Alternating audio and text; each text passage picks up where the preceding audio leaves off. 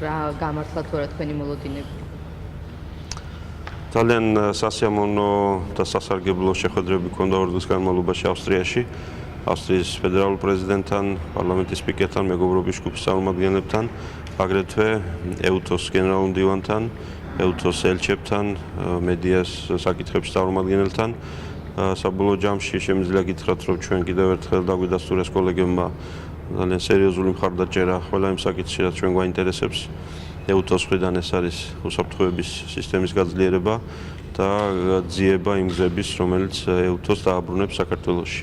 მოგეხსენებათ, დღევანდელი მდგომარეობით რუსეთის ვეტოს გამო ეს ორგანიზაცია სრულყოფილად ვერ ფუნქციონირებს ქვეყანაში, მაგრამ ჩვენ სხვადასხვა ღონისძიებებით, მათ შორის მომავალ წელს ზაფხულში EUTOS საპარლამენტო ასამბლეის მასპინძელი ქვეყანა ვიქნებით, ამაზე კიდევ ერთხელ ვისაუბრეთ, ეს ძალიან მნიშვნელოვანი ღონისძიება იქნება. რაც შეეხება ავსტრიას, იგი რჩება ჩვენს ძალიან აქტიურ მხარდამჭერად ევროკავშირთან დაკავშირებულ ყველა საკითხებში.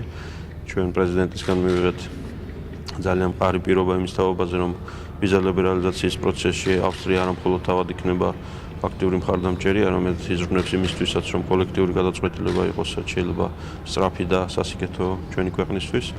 უსაფრთხოების ნაწილში ცხადია ავსტრია ცოტა განსაკუთრებული სტატუსით სარგებლობს ნატოს არაწევრი ქვეყანა, მაგრამ ჩვენ ძალიან მჭიდრო კავშირები გვაქვს თავდაცვის სამინისტროების დონეზეც და ერთ-ერთი საჯარო გამოსვლა, რომელიც მე მქონდა პარლამენტის შენობაში, სწორედ ავსტრიის ყოფილი თავდაცვის მინისტრის მიერ იყო ორგანიზებული, ისე რომ ისინი ამ სფეროშიც აქტიურად თანამშრომლობენ ჩვენთვის.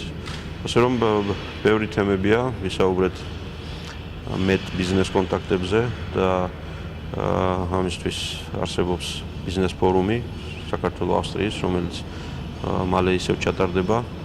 ვისაუბრეთ განათლების საკითხებზე, იმიტომ რომ ბევრი ქართველისთვის ავსტრია რჩება საინტერესო ადგილად განათლების მისაღებად და პარლამენტთან გვექნება უფრო მჭიდრო კავშირი ახალგაზრდების სტაჟირებისთვის და სხვა დამატებითი შესაძლებლობის მიცემისთვის ამ ქვეყანაში სწავლის განმავლობაში.